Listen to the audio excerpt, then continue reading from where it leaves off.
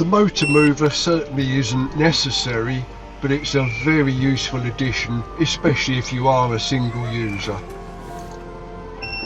Whilst it's easy enough for one person to push the Dashaway eCT along on a flat level surface, you don't need much of a slope or a rutted campsite where it becomes a lot harder.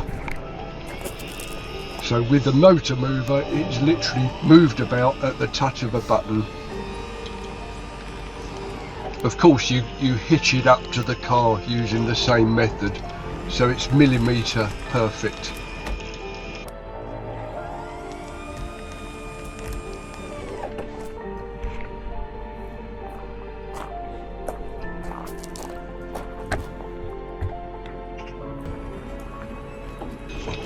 If you're parking the Dashaway eCT at home, maybe in your front garden close up to a hedge or a tree, or even in the back garden if you can get it round the back, you'll see you can hold the handset in your hand and walk all around it to make sure it's not going to hit anything.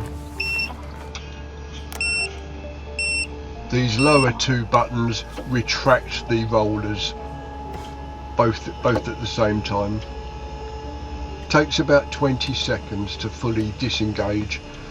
None of this is speeded up, this is all real time.